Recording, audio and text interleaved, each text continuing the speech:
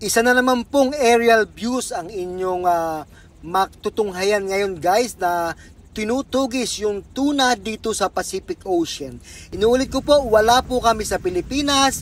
Kami po ay nasa Papua New Guinea guys. At ito pong Papua New Guinea, kung hindi nyo po alam ang location, ito po ay katabi ng Indonesia at nasa itaas po ito ng Australia guys. Ay isang kaalaman lang po para alam nyo kung saan kami nanguhuli ng isda guys. So matutunghayan nyo kung talaga dito kung paano hulihin or habulin yung isda guys. Ayan, talaga naman. Sa nakikita nyo guys, yan ang ating barko na si Jessica or si Sunflower. May kabuntot siya dyan, dalawang namumuti na yan.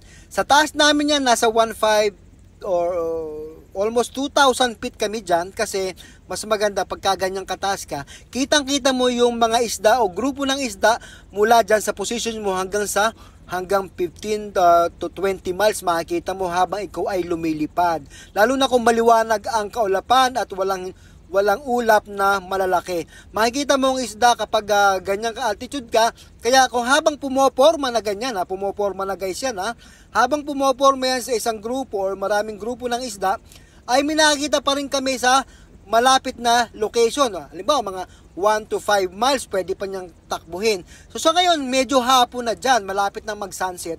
Kaya talagang sinasabi nga natin lagi, time is gold dito, napakahalaga ng oras guys. Habang may liwanag, pwede ka pang umarya at nakikita mo pa ang isda.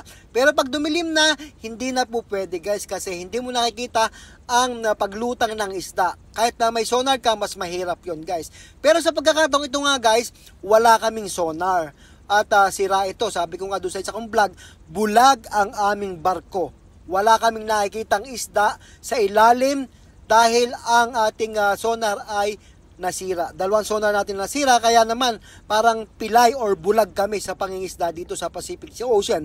Dahil napakahalaga po talaga ng sonar na tinatawag natin na siya nakakadetect ng grupo ng isda sa ilalim, kung ganong lalim nito, kung anong layo nito, kung anong volume nito, kung anong direksyon ng isda, kung anong bilis ng isda guys na lumalangoy guys. Yan, sa pagkakataong yan, bumitaw na nga po, pero wala kaming nakikita na grupo. Alun-alun lamang guys sa aming sa visual namin. Pero dito sa video natin, hindi gaanong visible, hindi gaanong makita guys. Dahil pagbagsak pa lang ng skip namin, ng main skip, pagdagasan yan sa tubig, ang isda ay nagugulat. Pagka nagulat ang isda guys, lalo pat may kailapan, walang kinakain, sigurado yan, kakaripas ng langaw yan, lalayo talaga yan guys, at tagalang lalalim, sisisid. So sa ngayon, umiikot na ang ating mother boat, tsaka itong ating speedboat, nandyan sa kanan guys, yan na doon sa tuldok na yun, parang yun yung ating main skip na humihila ng ating lambat. Sinasabi ko nga sa iyo guys, dito sa international commercial fishing, maraming dumadayo dito na puro barko lamang ang ino-authorize ng bansang ito na mamalakaya dahil napakalayo nito sa mga land area. Ayan guys. So, at yan po ay pinapaulit-ulit ko sa inyo dahil sa dami na po ulit ng dumagdag natin mga followers. Thank you guys. Ngayon pong araw na to, since kahapon nagka-signal kami, ay umabot na sa mahigit 10,000 sa isang araw. Wala pang 24 hours ay may bago tayong mga followers. Kaya thank you for your support guys. Ituloy natin ang kwento dito sa ating area. So wala tayong nakikita ngayon dito na pumipitik or namumuti. Sabi ko nga sa lahat ng ating mga videos, kailangan ang ating pag-arya sa isda ay yung tuloy-tuloy na namumuti or alon-alon para ito ay mahuli mo. Kasi pagka ganon, nasa ibabaw lamang ang isda at kayang-kayang kayo din ng ating lambat na may lalim na 200 fathoms yung pinakamalalim na side niya or equivalent to 300 meters ang palalim. So itong ating lambat ngayon, halos 1 kilometro ang haba niyan guys So imagine niyo kung ganong kahaba yan. Kaya talagang pang voluman itong ating lambat, pang deep sea fishing. Kasi guys, hindi ito pwede doon sa mga may bahura or mabababaw na lugar or malapit sa isla. Sabi ko nga palagi, 12 nautical miles away from the island or from the reef or tinatawag nating bahura, kami pwedeng umarya. hindi kami pwede sa mabababaw dahil sa sobrang lalim ng ating lambat or napakamahal po ng ating lambat. Sabi nga ng iba, mas mahal pa daw ang lambat namin kaysa sa barko na yung mga refurbished na barko, hindi naman brand new na barko guys ang tinatawag ang sinasabi nila. Pero yun nga ang katotohanan guys, mas mahal pa ang lambat na ito sa barko kapag yung mga gamit na barko na guys or used na barko na. So tuloy tayo guys. So pagkakaganyan guys, maganda talaga sa pag-arya mo, tuloy-tuloy na namumuti, alon-alon, kumakain yung mga tuna na inaaryahan mo. Unlike this, pagbagsak pa lang ng ating main skip, ay talaga namang lumubog na at nawala na sa paningin ng ating fishing master. So ngayon, kailangan mong ituloy ang pag-arya niyan, lawak-lawakan mo na, baka sakaling mahagip mo yung grupo ng isda, kasi wala kang reference dyan wala kang sonar na siyang nagde-detect ng isda sa ilalim ng dagat kapag ito ay lumubog, or kung ito ay sumisid ng palayo sa iyo or lumapit sa iyo guys. So talagang mahirap talaga ang pangingisda dito kung hindi ka highly equipped, kung talagang hindi high-tech yung barko mo. Kasi dito hindi ka papayagan kung hindi nakapasa sa mga instrumentations dito, sa communication equipment na kailangan dito. Meron silang batayan dito kung paano mabigyan ng lisensya or permit ang isang barko para mamalakaya dito. May saktong sukat din na allowed dito na para ikaw ay bigyan ng permiso or ng lisensya na makapangisda dito guys. So sa ngayon yan, magbubulabog nga kami dyan kahit na wala kaming nakikitang objects or alon-alon, baka sakaling nandyan lang ang isda. At ganoon naman talaga guys ang attitude ng isda, lalo ng tuna. Pag ito ay lumubog, nandun lang yan sa tapat niya lang din, hindi gaanong lumalayo minsan. Pero pagka talagang may hinahabol silang mga dilis na pagkain nila, talagang napakabibilis talagang lumubog at sumisid. Kaya mahirap mong mahuli. Kaya ang isang advantage kung malaki ang lambat mo, mas malaki ang ikot mo, mas malawak ang masasakop mo na portion kung saan baka may nandoon ng isda. Pasensya na guys, medyo maingay ako dahil excited tayo, dahil pinapaliwanag ko sa inyo, dahil sa dami nga po ng ating bagong followers ay nang maunawaan nila. Doon sa mga bago, talaga ito inihahandog ko sa inyo dahil alam ko na most of my videos ay hindi nyo po napapanood, at ako po ay magpapakilala muli sa inyo. Ako po si Cap Nilo, ang helicopter pilot or tuna pilot dito sa Pacific Ocean, dito sa aming company. Kami ang naghahanap ng isda para sila ay may maaryahan. Yun po ang trabaho namin, ang maghanap ng isda dito sa Pacific Ocean. Again, wala kami sa Pilipinas. Guys, malayo tayo dyan. Sa mga nanghihingi ng isda, sorry guys, maglaway muna kayo dyan guys, maglaway muna talaga. Sa mga ihaw, kilaw, prito, pangat and everything, yan guys, sashimi. So dito na nga kami ngayon guys sa portion ng tustusan. Again, ang tustusan ay ang bahagi ng lambat, yan, bahagi dyan ng inarihan natin na wala ng lambat. Mula doon sa puwitan ng ating barko hanggang dito sa ating harapan, wala na pong lambat dyan, kaya dyan kami pumupesto nang sa ganon ay matrap namin ang isda dyan at mapabalik natin sa loob kung susugod yung isda dyan guys.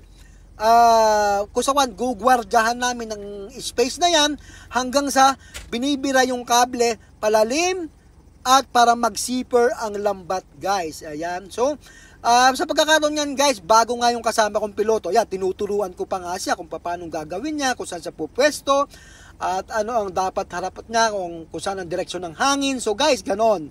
So isa rin po yan sa trabaho ko, yung nagtuturo ako ng bagong piloto guys. At sabi ko nga, nasa 15 years na nga ako guys dito, mahigit, na nangingisda dito at naglumilipad at naghahanap ng isda. So yan po yung background, simple background sa akin sa mga bago lamang. At sabi ko nga, hindi lahat ng oras dito or pagkakataon na kami ay umaarya ay laging may huli. Minsan, 1, 2, 3 arya kami sa maghapon, wala kaming mahuling isda dahil sa sobrang ilap ng isda. Pag mailap ang isda, ibig sabihin, walang gasinong kinakain. Pag walang kinakain yan, hahanap at hahanap yan ng pagkain sa ibang lugar. Kaya, paglubog niyan, hindi mo na makikita dyan sa location na yan kasi wala silang nakikitang pagkain dyan, wala silang prospect na pang-chow nila, pangkain nila. So, definitely, kung ikaw, katulad mo sa tao ka, kailangan na maghanap ka ng ikabubuhay mo. Ganun din po ang isda, guys. Ang bibilis lumangoy niyan. Kaya minsan, pag-area namin dito, minsan nasa 5 milya na o nasa 10 milya na ang distansya sa amin. So ngayon, liliparin na naman namin yun. Hahanapin na naman namin para may maaryahan kami. Pero sa pagkakataong itong guys, ito yung last area namin dahil magsa-sunset na. Lulubog na ang araw, guys. Pero dito guys, sa Pacific Ocean, ang pinakamagandang lutang ng mga isda, nag-i-start yung mga 3:30 ng hapon hanggang 5 o'clock, hanggang 5:30. Lumulutang pa yan. Kasi yun ang pinaka-best time na lumulutang ang dilis. Pag lumutang ng dilis, sigurado dudumugin nila yan, kakainin nila yung dilis.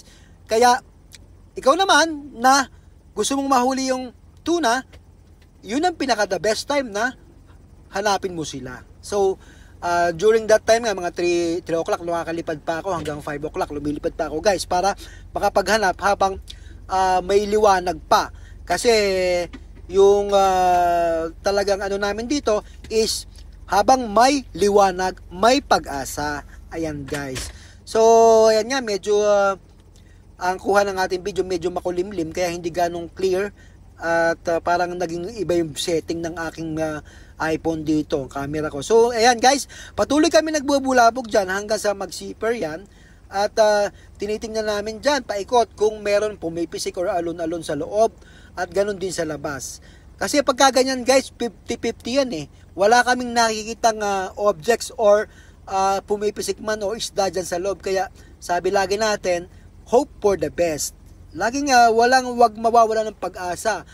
Sabi nga natin 50-50, ibig sabihin may 50% pa. Malaki pa rin yung percentage na merong laman yan. So ano pa ba ang gusto nyong malaman? So sa mga bago nga lang po talaga, inulit ko yung mga idea at nang sa ganon, masubaybayan nyo at magkaroon kayo ng interest na panoorin po ang aking mga vlogs. Shoutout po sa ating 600. Ayan guys, nakita nyo na yung alon-alon na yan, mahabang yan. Nasa labas na ang isda. Sayang naman. Sayang talaga. Pero sabi nga, may bukas pa. Hindi po lahat ng aming aryate dito ay may huli. Kaya naman, kaya laging kaya tayo nag-expect ng the best, pero worst comes to worst, kailangan tanggapin natin ang pagkakataon dahil hindi talaga para sa atin yon.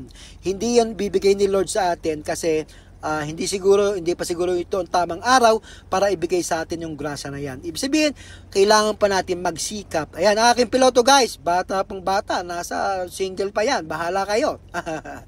So yan guys, landing na kami at nakita na nga namin, kaya sinabi ko sa kanya, pag ikot ko ng camera doon, nakita ko yung grupo ng isda sa labas, nasa right side na, ibig sabihin, hindi siya nahagip talaga ng ating fishing boat, kaya nandun na siya sa labas.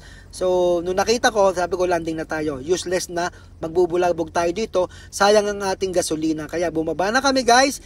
Ayan, nandyan sa ating right side yung isda, at sana sumilong para bukas naman. Ayan, pinakita ko ulit. Yan po ang isda. Medyo magkailapan. Shout out sa inyong lahat at welcome to my channel. Welcome to my page also. Si Mang Isda, original is always the best. Maraming salamat po. Magandang araw.